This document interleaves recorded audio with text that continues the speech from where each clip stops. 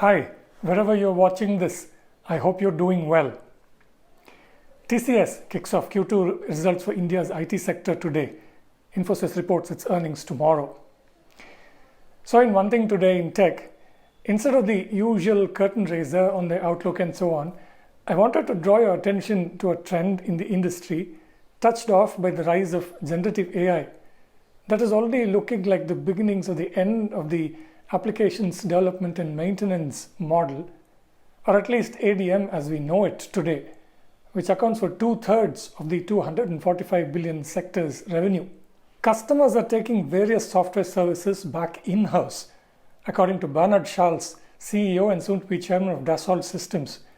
Last week, during his latest India visit, I got a chance to speak with Bernard, a 40-year veteran of the French 3D software giant, with India's biggest conglomerates as customers and deep partnerships within the Indian IT sector. India's IT services industry has a very strong engineering R&D segment, but companies like Tesla, for example, want to control the destiny of their end products themselves, Bernard says, when it comes to the mix of software, electronics, and hardware. And this is happening in biotech, pharmaceuticals, smart manufacturing, mechatronic systems, and so on. Areas that are, of course, relevant to Dassault, but also important vertical practices for India's IT sector. So on the flip side, are companies like Infosys and TCS taking on more full product level work, I asked. Yes and no, Bernard says, because there's another dimension to this, which is to help them transform themselves, he says, so they can provide a lot more consultancy than before and play a bigger role in their customers' IT systems and business transformation. So I think there'll be a new adjustment, he says. Much of this industry has been sustained with the massive development of code to integrate legacy systems over the decades, and they have made their money on that. But Bernard thinks that the future, when it comes to, in fact, Dassault's platforms, for example, is low code, no code used natively for customers to produce their own code, not with programmers, but with generative AI, for example. Whether it's a program to 3D print a complex piece of machinery or a simulation for a new drug molecule or the ADAS systems and entertainment systems for vehicles, why not generate the software that can do this by itself, he argues. And this is inevitable.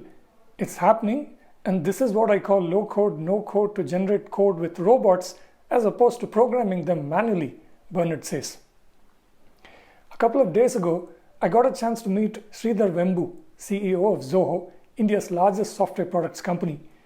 And he has similar views in relation to software developer productivity, which he sees as a very large opportunity for his own company.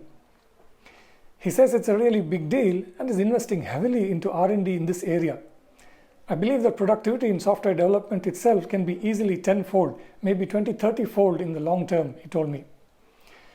Generative AI use cases are emerging at light speed. Stanton Jones and Olga Kuprianova wrote in a newsletter recently at ISG, a consultancy that tracks outsourcing contracts around the world.